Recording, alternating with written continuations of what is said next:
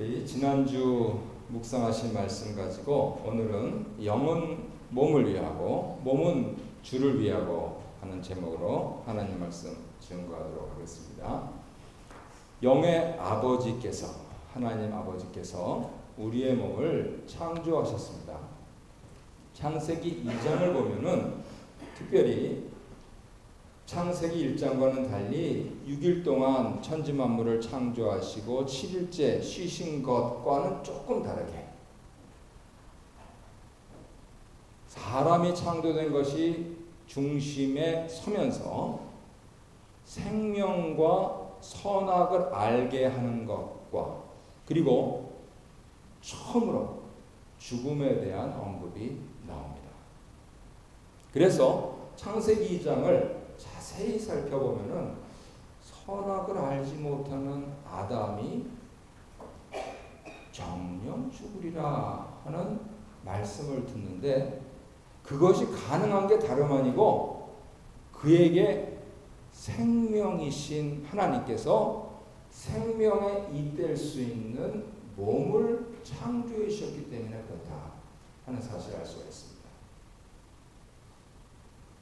그리고 신약을 통해서 그리스도를 세상에 보내셔서 우리의 영혼과 몸을 구속하셨다 하는 기쁜 소식을 전해 주십니다.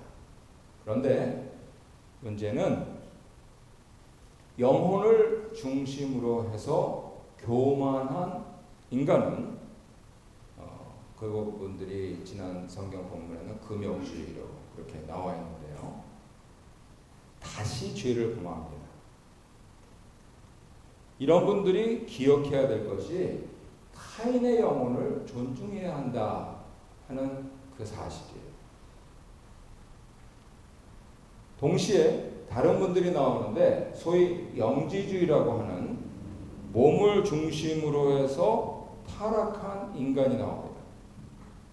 이런 분들은 뭐를 기억해야 되겠습니까? 타인의 몸을 중시해야 한다 하는 사실을 기억을 해야 되죠.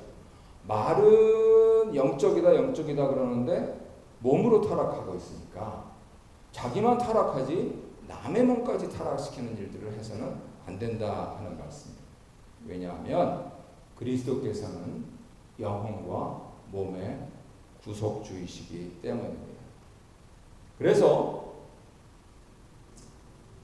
금욕주의건 영지주의건 상관없이 나만을 긍정하는 분들은 항상 현상 유지에 바쁘다가 권태나 불안에 빠지는 일상생활의 피곤함 가운데 삽니다. 왜 권태에 빠지느냐? 너무 편해서 그래요. 왜 불안하냐? 너무 불편해서 그래요. 그래서 사도는 이에 대해서 주를 긍정하면 염려하지 않게 된다. 그렇게 말씀을 하시고 있습니다.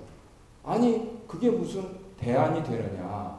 그래서 오늘 이 내용을 주안점으로 잘 말씀을 들어보시기 바랍니다. 권태나 불안에 빠지면은요, 몸에 죄를 짓게 되지요. 성경 말씀에 있는 내용으로는 음행이 있습니다.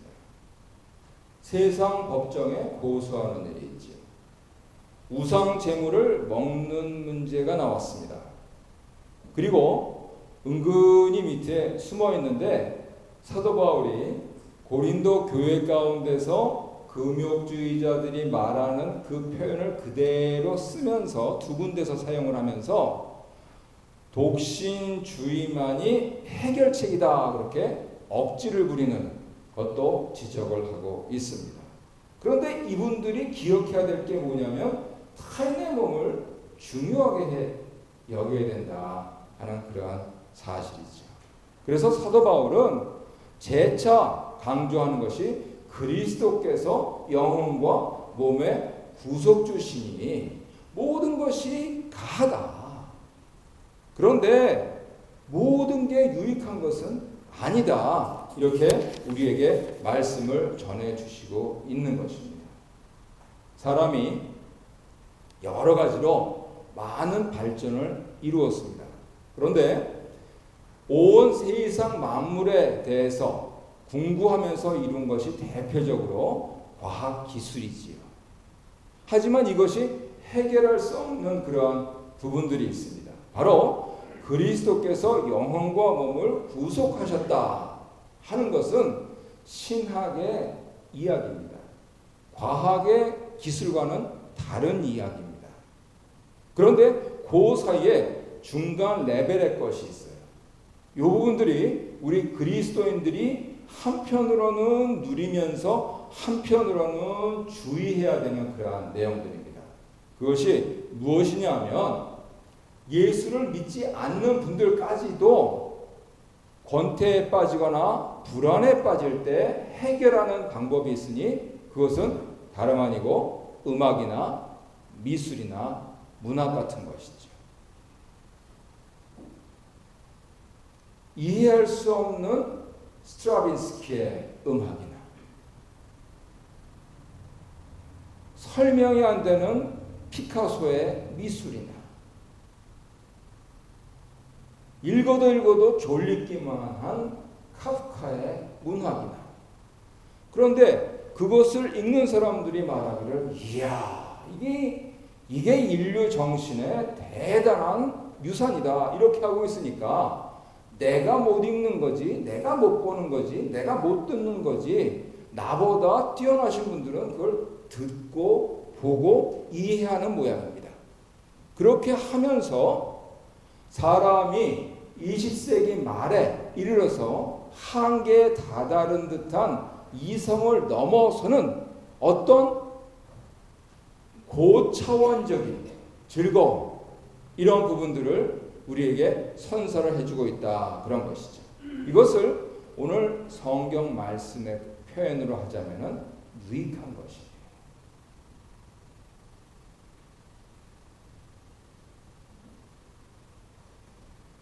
조금 어렵게 표현하자면은 하나님께서 창조하신 이 창조 질서 속에서 지금 저는 여러분들이 이렇게 한 50분 가까이 앉아 계신 모습이 1열, 2열, 3열 이렇게 보입니다만 어떤 분들은 제 자리에 서서 이렇게 봤을 때 지금 그 햇빛을 가리시는 우리 권사님의 모습을 봤을 때 저는 권사님이 주보로 햇빛을 가리는 것을 보는데 천사가 우리 한가운데 서 있는 그러한 모습을 보고 그림으로 표현하실 수도 있는 겁니다.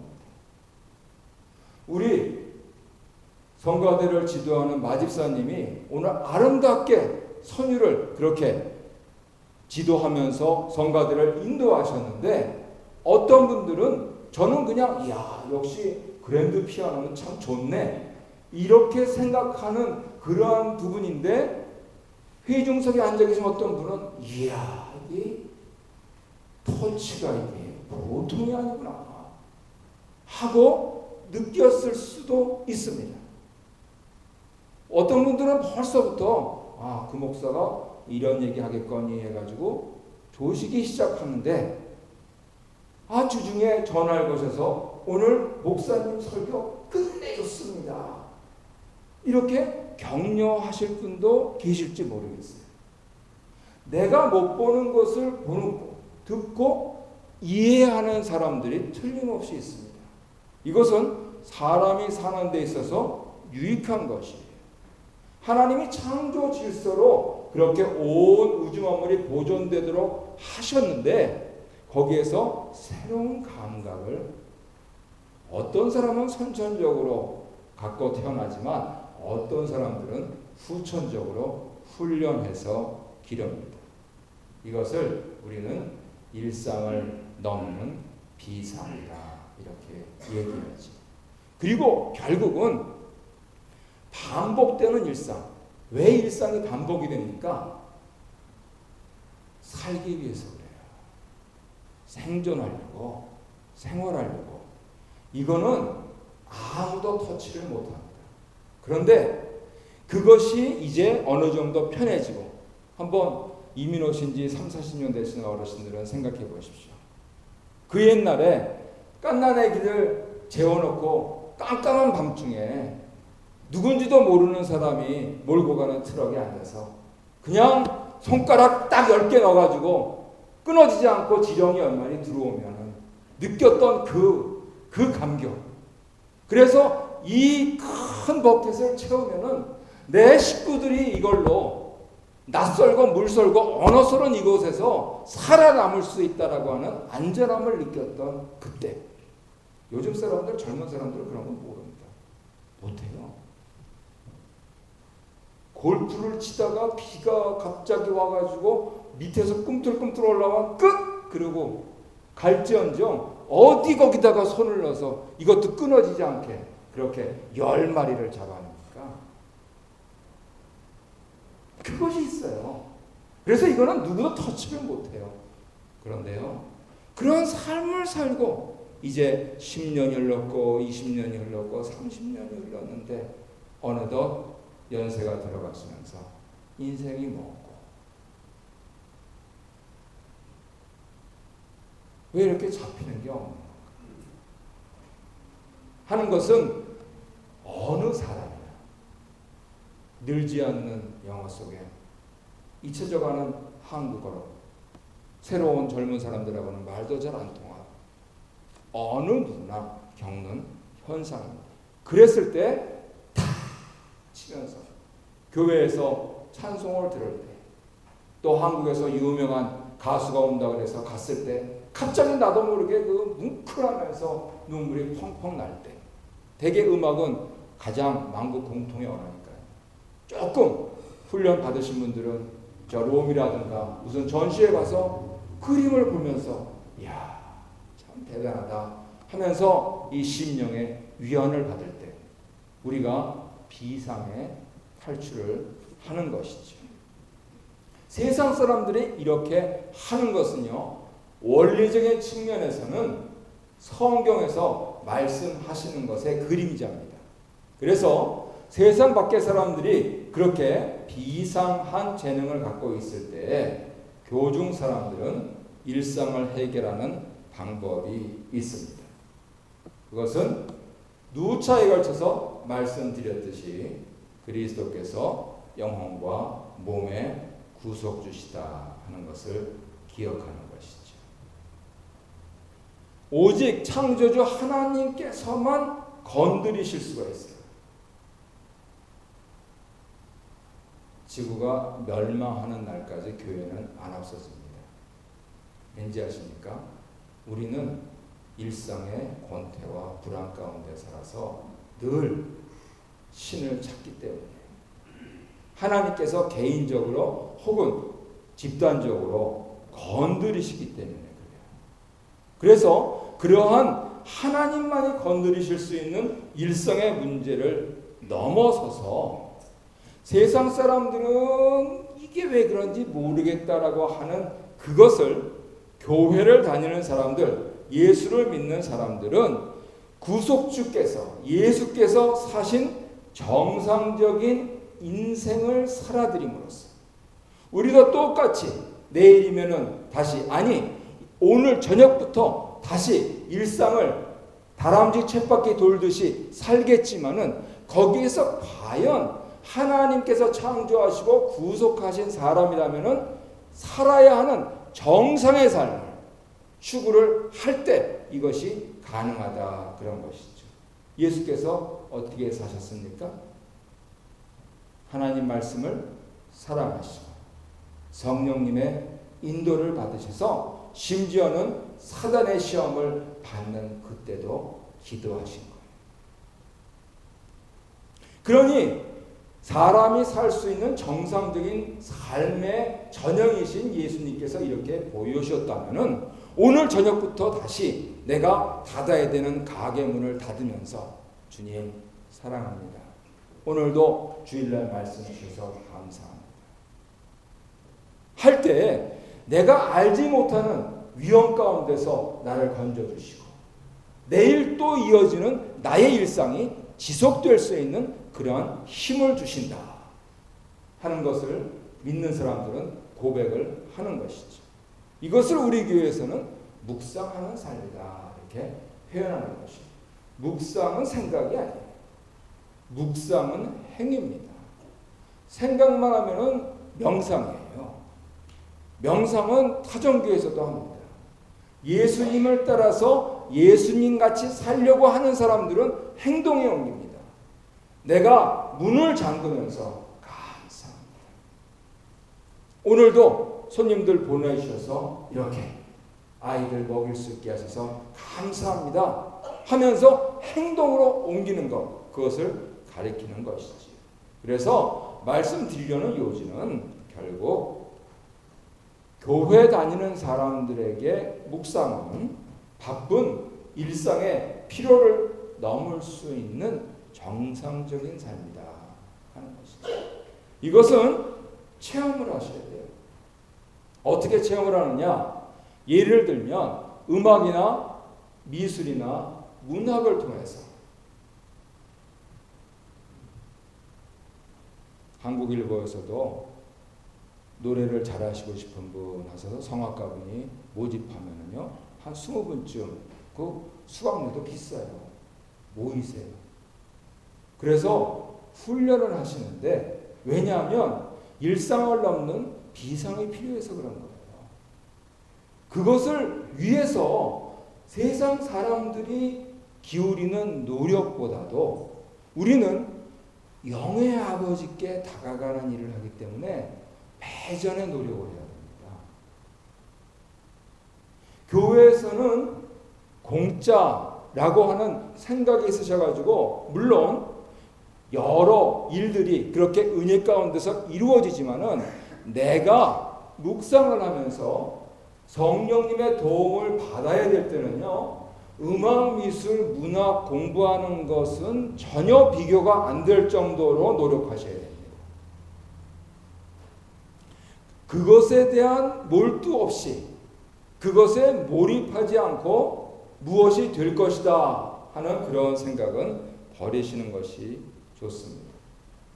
그래서 예를 들면 너무 바빠서 가게 문을 열고 배가 아파서 급하게 찾아간 그 프라이빗, 그 짧은 시간 동안에 아차 오늘 안 받네 하면서 들추어 보는데, 어떤 분의 전언에 의하면 그 10절 안 되는 것 가운데서 유독이 크게 들리는, 유독이 크게 떠오르는 그런 글자가 있더라. 그래서 그 글자를 붙들고 하루를 살았더니 매출이 배가 됐더라. 물질적인 얘기 같지만은 영적인 것으로 한번 리플렉션을 해보십시오. 내가 아무리 눈을 씻고 봐도, 지금 저도 이렇게 원고를 갖고 있습니다만 여기에서 그렇게 글자가 크게 튀어나오는 법은 없어요. 거의 외우다시피 하면서 준비를 해왔기 때문에요. 늘상 읽는 그 곳 속에서 내 눈이 아니고 성령님께서 눈을 열어서 보게 하시는 것. 교회에서는 그것을 영안이 띄었다 이렇게 얘기를 합니다. 그런 부분들이 되면은 성령님께서 인도하시는 것이 무엇이다 하는 것을 깨달으실 수가 있어요. 이것을 정리하면 하나님께서 성령 충만케 하셔서 우리에게 새 지각을 주신다 이렇게 표현할 수가 있습니다. 시편에서 눈의 강조하는 새 찬송이라는 것도 그래요.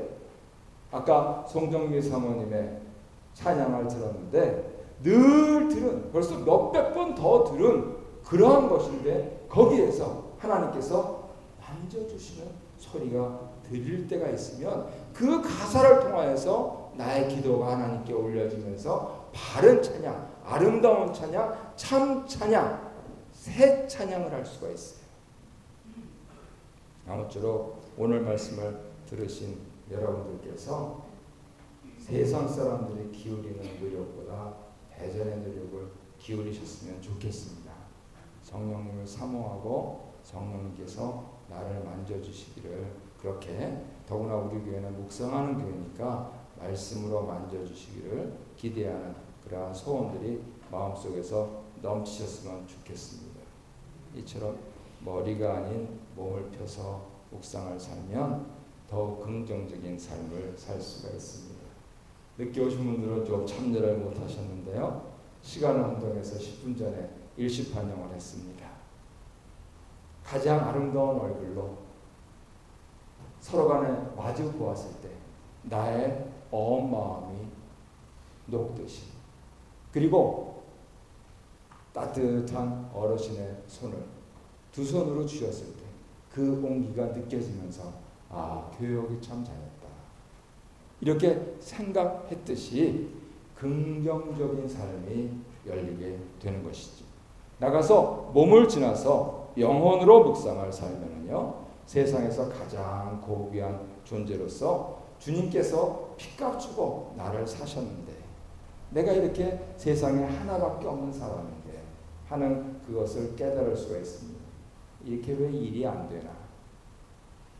이렇게 모든 사람이, 심지어는 가족까지 내 걸림돌인가? 생각이 아니고 예수님께서 나를 사랑하셔서 이렇게 존귀하게 됐는데, 더구나 예수 믿는 우리 집은 2명이, 3명이, 4명이 다 각각 존귀한 자로서 이렇게 서 있는데, 이 가정들이 주일날 오셔서는 그 가정들을 만나면서 내 안에 계신 예수님께서 당신 안에 계신 것을 생각하면서 세상에는 둘도 없는, 하나밖에 없는 당신을 다시 만나서 너무 좋아요, 이렇게 고백할 수가 있는 거예요.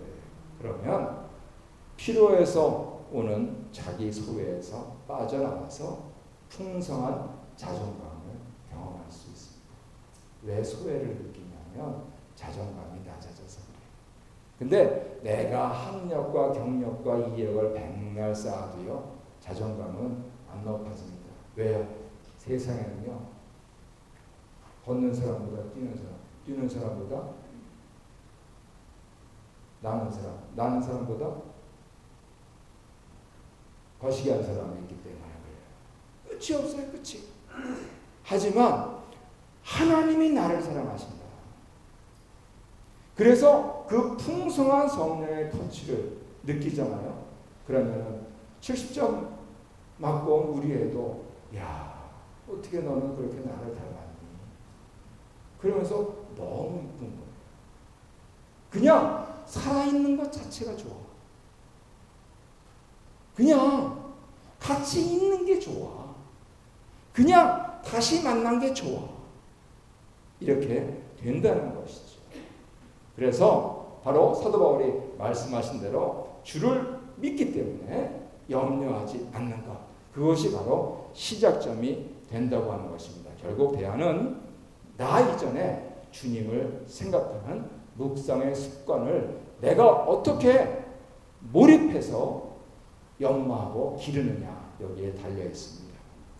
가룟유다처럼 몸을 강제하거나 억지 부리려 하지 말고, 베드로처럼 몸의 약함을 인정하면서 도망갈 때 도망가고 수용할 때 수용하면서 주님과의 우정을 지키고 주님께서 맡겨주신 우정의 공동체를 섬겨나가면 감사에 감사가 이어진다 하는 것이죠. 그러면 모든 것이 성령 안에서 가능해진다.